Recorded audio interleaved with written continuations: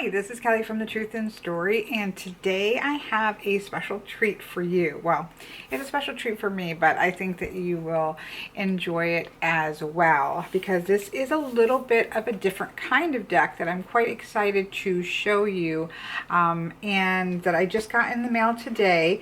I'm not doing an unboxing because I actually was really busy today.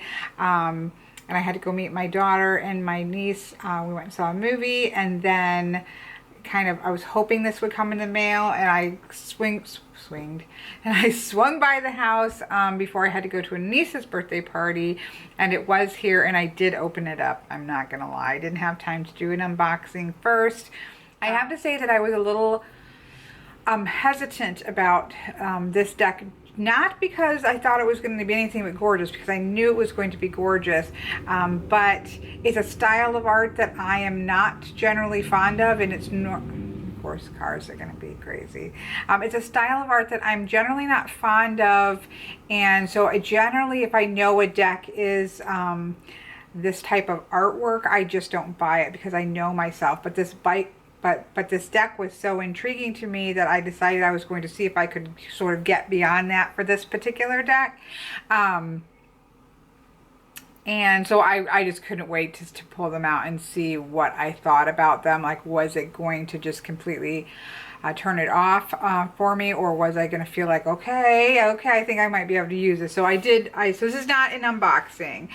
So the deck that I am talking about is the absolutely stunningly packaged Chronicles of Destiny Fortune cards, and the artwork is by Claudia McKinney, and the books, I believe the book, obviously just developing the deck and things like that, is by Josephine Ellershaw and Emily Ellershaw. Now, Emily Ellershaw I follow on Instagram, and I will put I will put her Instagram and the website obviously in the description box below. But I actually was friends with her, or I had followed her on Instagram before I realized that she did this, that she was part of this deck, and I had this deck in my wish list on Amazon. So yeah, so that's exciting to me because she's a sweetheart, and I absolutely love her Instagram. She's just so sweet, and so I'm so excited that she was part of this, and so I was really excited to get it. But that also makes it a little bit more nerve-wracking because I do like to be honest about my reviews, obviously, and so because I think she's such a sweetheart, it's like, oh, I don't know if I want to get anybody's deck that I really, feel invested at all with, because I just, I know myself. I am going to be fairly blunt about things. So it was kind of a mix, like, oh, okay, I'm so excited, but oh, please let me like it, kind of thing.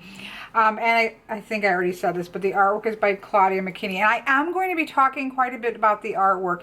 And I want to say up front that the artwork is absolutely stunning. And so anything that I'm saying about the type of artwork is simply aesthetics. It is, everybody has certain types of artwork that works for them and certain types of artwork that doesn't. And for me, digital I can't figure out the exact, this I would say would be photo manipulation, because there are actual photographs, but it is done stunningly. It's done absolutely beautiful, but despite how beautifully it's done, it's just a style of art that it doesn't in particular appeal to me, and as a general rule. Then I think for me, I guess these are these are kind of terms that are going to start to become more accessible and more clear what they are. I think the other thing that goes along with that sometimes, but not always, is that idea of photo collage, which I think about more in terms of there's that beautiful deck going around that people just love. I think it's called the Vintage Oracle, that is very much photo collage. It uses photo, but it also it's not just artwork around it, or it's not just incorporated in the artwork, but there's also collaging, a very deliberate collaging, and people love that. For me, I don't like that style. I've never been a big fan of collaging either for myself or for the artwork style, and so that's just not a deck that I would get, even though I do think it's an absolutely stunning deck, and I know a lot of people really resonate with it. I know myself, and I know it's just, that's not going to work for me. So it's really not, you know, a denigration or something negative about the artist or the person that's created it. It's just a very personal thing, and I just know myself. I don't really resonate with there's another deck that I want, a tarot deck, oh, the Night Sun Tarot, that's that quite, and it's not done, I personally don't think as well as this is, but it's still one of those that I want the deck enough that I'm kind of back and forth about whether I can just get over that, because I have heard it's worth getting over, and that's how I felt about this deck, is that it was worth me trying to work through that just not being my particular style. So I just like to be very clear about that, because, you know, these people that make these decks put so much work into them, and they put sometimes years. I would say most of the time there's multiple years they put into it. I know that they are getting ready to celebrate the 1 year anniversary of having this particular deck out, and I know that if you are on Instagram and you go to her Instagram, which I'll put below, that they are having like 1 year anniversary, some drawings. They're doing a drawing, I want to say, for a signed deck, as well as some readings, and I want to say there's 3 different things. So definitely check out her Instagram, because they are having drawings with it being their 1 year anniversary. So make sure and just to be clear, I purchased this with my own money. This was not given to me or gifted to me. But my point being is that people work so hard at these decks that it's very difficult, as somebody who then comes in and buys it and wants to give an honest review of something, it's very difficult or important, I think, to keep in mind, even as we're honest about them and say the things that we don't personally like about a deck, that it's done respectfully, because, you know, people put a lot of work into these. Anyways, my rambling point being is I was a little nervous about this, because I really do love Emily Ellershaw so much. So I was a little nervous. And I have also seen both somebody say, and I don't know if it was exactly said, that this is this deck has a feel of a blend between tarot and Lenormand. And also just the descriptions of some of the cards that I've seen have led me to get that feeling like this is sort of a little bit something different than a normal oracle system. Or not system, but oracle deck.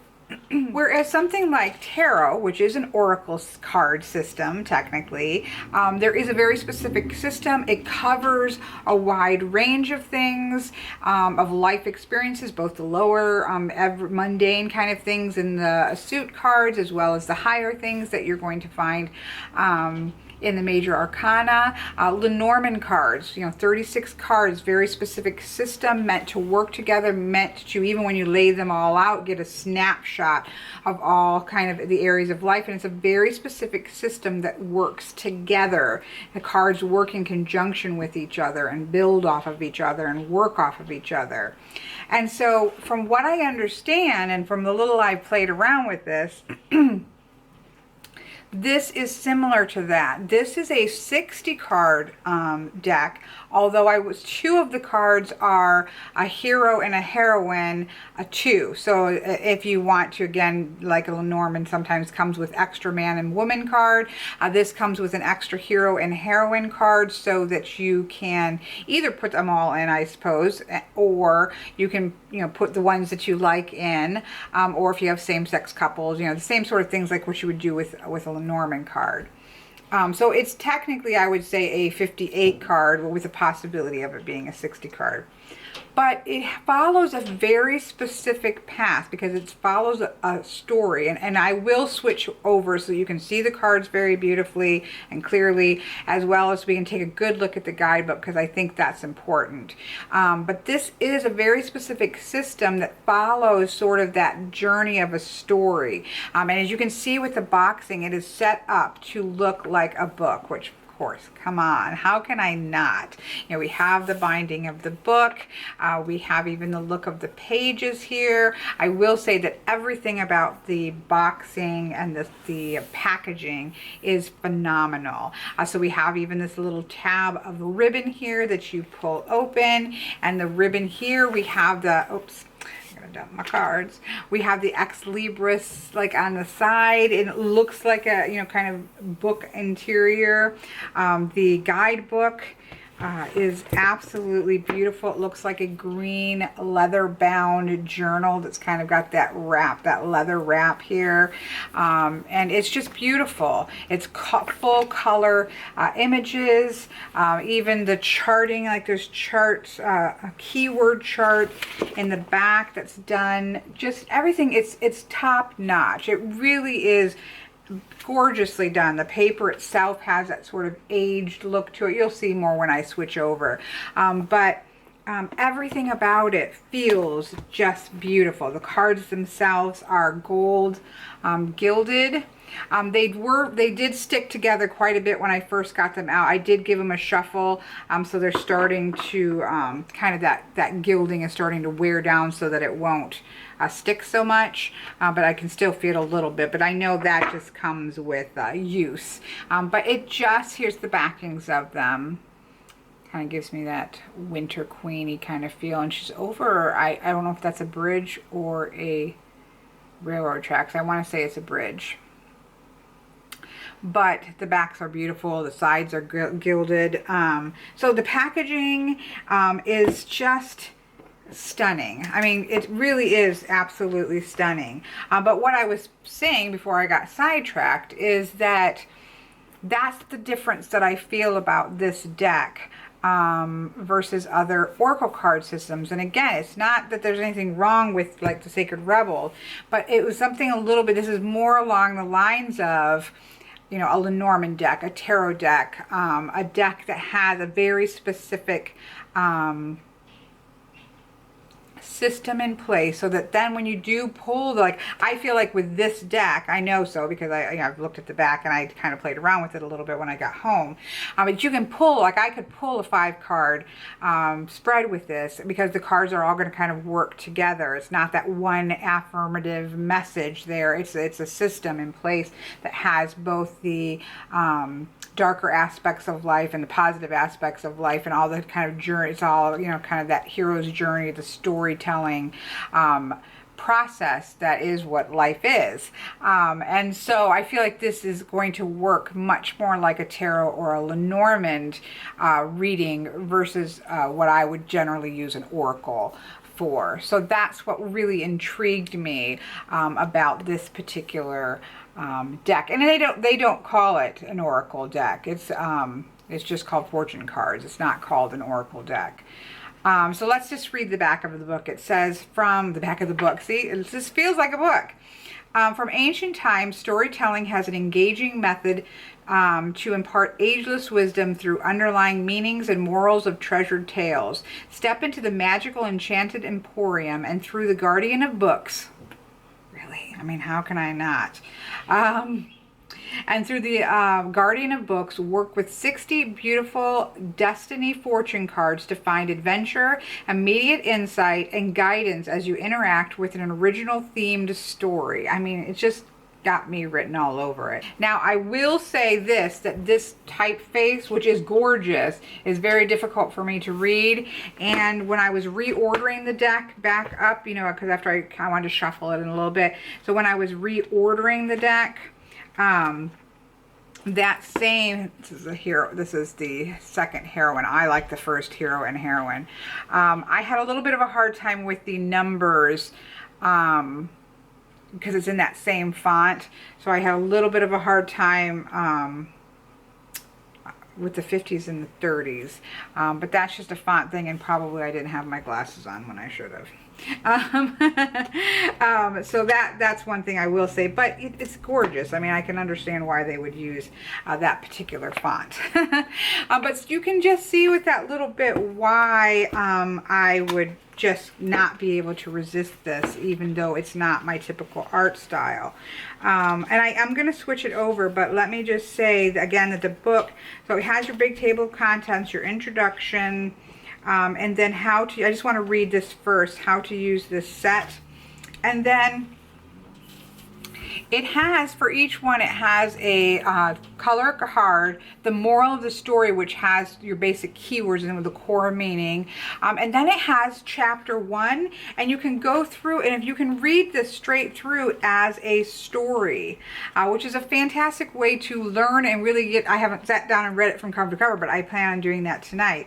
But you can actually read the story, and then there is the kind of the definition. I just want to read this beginning. Now, I know that Emily Ellershaw wrote the story parts of the book, of the tale, and so I'm just so excited. And I will also say, and I promise I'm going to swap over so that you can see everything well.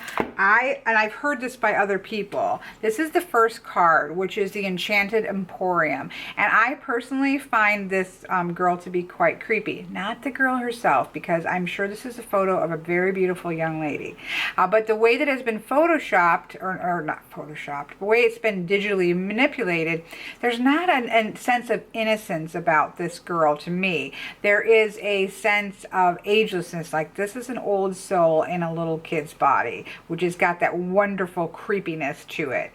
So at first I was kind of put off by this card, because I thought, if that's supposed to be like the innocence and wonder of books, like that doesn't say that to me.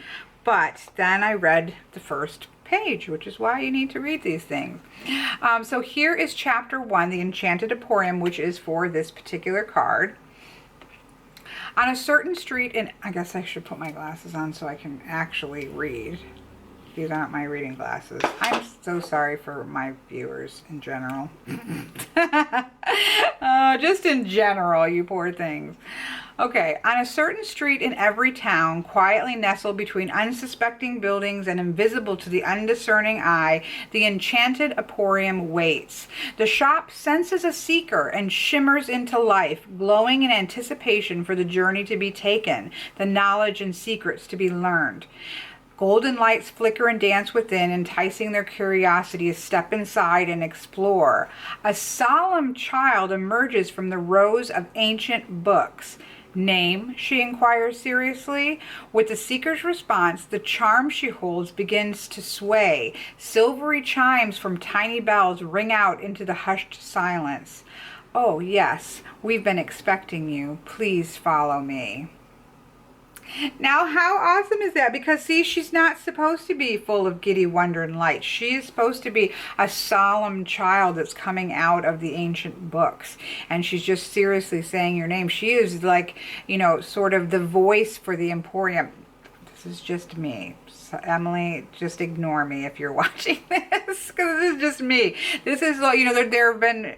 You know, this to me feels, even from reading that sword, this is an ancient being who is just simply there and being the voice of the Emporium. That's what I get from this. So she doesn't, so the fact that she looks so solemn and that she looks so ancient, not so sweet and childlike, is because she's supposed to look like that. But when I just saw this image outside of that story, it was kind of like, that doesn't, you know, that's not resonating with me as like a sweet, innocent, wondering child. And that's why, because she's not supposed to be. How beautiful is that? And so then it goes into, so the moral for the story for this particular card is learning and studying, you're refining your skills, apprenticeship, curiosity, giving an opportunity for discovery, and a path that's going to take you to greater awareness. So then it goes into a much more detailed description. So your first encounter on the pursuit for answers begins with the apprentice. She studies under the mentorship of the guardian of the books, which is actually the second card, which is the cover of the book that we saw. So this is the guardian of the books. So she studies under the mentorship of the guardian of the books. poring over pages to learn the secrets and myths and legends and how to apply the wisdom they provide. The books and the bird represent higher knowledge, whilst the candle flame and crystal indicate illumination. The child in white symbolizes openness to new ideas and the ability to absorb information. When the enchanted emporium appears, it can show learning, and this way be in either a formal or informal environment. It could represent a course such as a university or college, your commitment to study, to train for a new skill. It may also indicate that curiosity provides the opportunity for discovery. Should this card appear with regard to questions concerning romance, it suggests staying open-minded to possibility and a path that may lead to greater awareness. So you can see how much that's the information. You get a feel for it with the story and get kind of pulled into the aura, or the getting that setting set in place. Then we have our keywords, and then we have quite a description which gives us the candles, the meaning of the candles in her white dress. It like goes into the symbols, which I just happen to absolutely love, because that lets me know that there's very specific things going on in the card. It's not just manipulated to look pretty or whatever. There's reasons for the things that we see there, so I quite love that. And so then obviously it goes through along the story, and we're going to flip.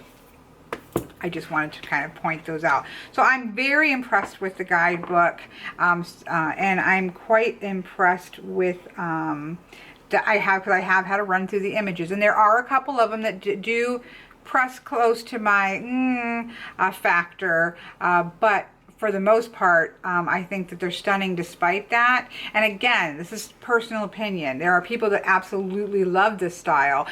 So it's not that there's anything against the artwork itself. It's just that personal, can I work with this? Is it going to hinder me because I am having this reaction to a type of artwork that I just don't like? Is that going to hinder me from really getting in and reading it? And I don't feel that it's going to be the case with these cards, even though it's pushing that envelope for me in terms of what style of art that I like.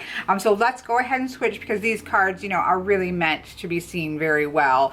So I want to switch. I just really wanted to make sure I had that very long and thorough introduction to these cards. So I will see you on the flip side. I shouldn't say that.